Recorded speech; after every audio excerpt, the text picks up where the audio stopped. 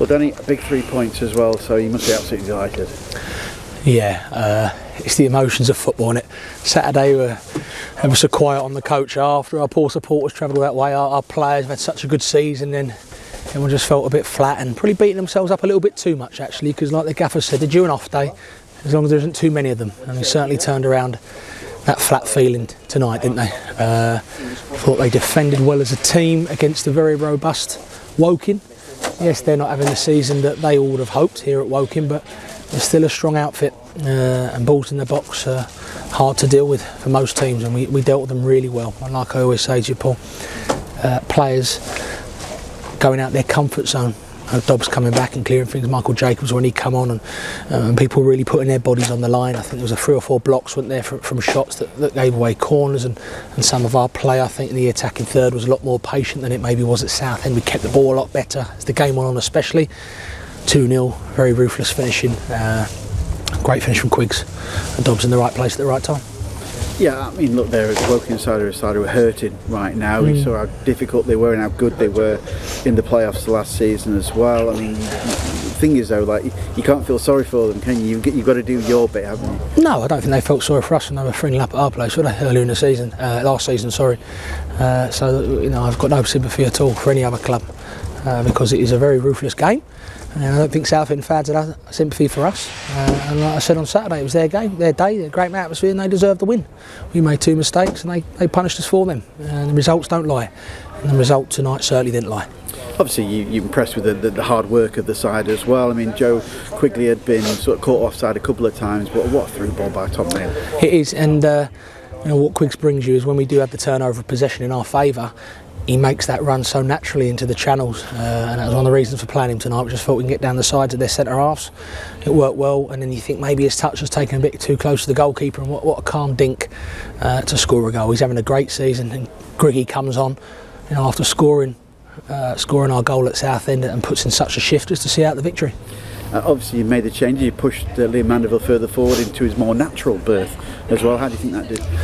I think it worked really well, and I thought Shex was excellent. I thought the back 4 excellent, and Harry Tyra was really disappointed and really quiet Saturday and over the weekend. And today, he said to him then, it's just how quick football changes. It's all right to be flattened down. It shows you care, but snap yourself out of it, because then you should throw in a performance like that and help us win the game. Shex has been so patient, whether he's waiting behind Kingy or Mandy or whatever to get his chance, and he's coming tonight has been an absolute rock. You know, forward play and defensive play. He was excellent, and the manager likes to keep the squad. He calls it squad harmony, and it's not just playing people just to. Well, it's been a few weeks. Let's give him a game. It's when the time's right, he'll throw him in, and he threw Shex in tonight, and it certainly paid dividends. There's been 6 changes as well. Were some of them tactical, or just manager wanting to throw it and freshen it up? Loads of different reasons, Paul. I think first and foremost, we didn't play particularly great. Secondly, you've got a good squad, and I think he's shown, as much as he's always been advocate for keeping a winning team, we've been changing it at times and continued to win games. And finally, there's some tactical reasons. I think we just felt with that back 4, that's 4 proper defenders. And it's nothing against Brandon or Mandy or Kingy, you weren't here. I don't mean that disrespectfully. I just mean lads who probably their first tick on their CV is we can defend, and they really did that tonight. They were strong in the tackle. They covered each other's backsides in and around the box if someone made a mistake or a mistimed header or tackle. And then behind them you had Harry, who was also, you know, so safe tonight. You know, those shots fired in and crosses coming in the box. So yeah, you know, what's good with this team is I've sung the praises a lot for a lot of players, and people like Shex and Miguel have missed out on that praise because they haven't been in the team. So it's nice that they get some credit tonight. 50 goals, 50 points. You're only halfway there, aren't you, really?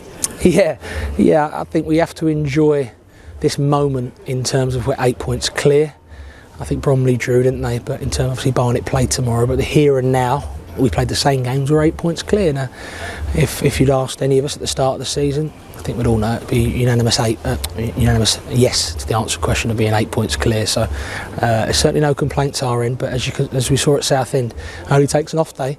You know, if Barnet had won, we'd only been 2 points clear, and luckily for us they didn't. So maybe a little kick up the backside, that result. but the boys certainly repaid those travelling supporters tonight.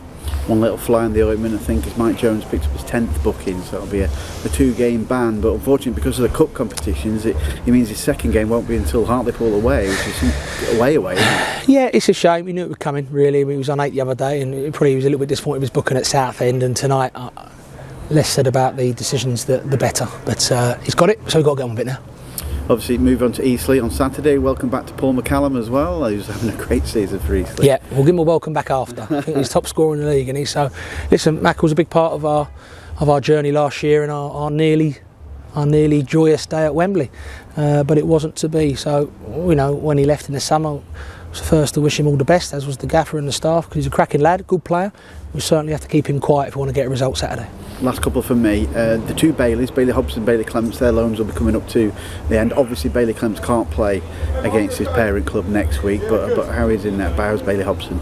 Yeah, Bailey's been a big part of what Kidderminster do, and I haven't quite checked how they got on tonight. Kidderminster, I presume he would have played, but I don't know the score, and they like him there. Obviously, as you can appreciate, the last few days have been pretty manic our end with the Southend and the Woking game, quick turnaround, and us staying down for a few days to get the lads preparing properly for this big fixture tonight.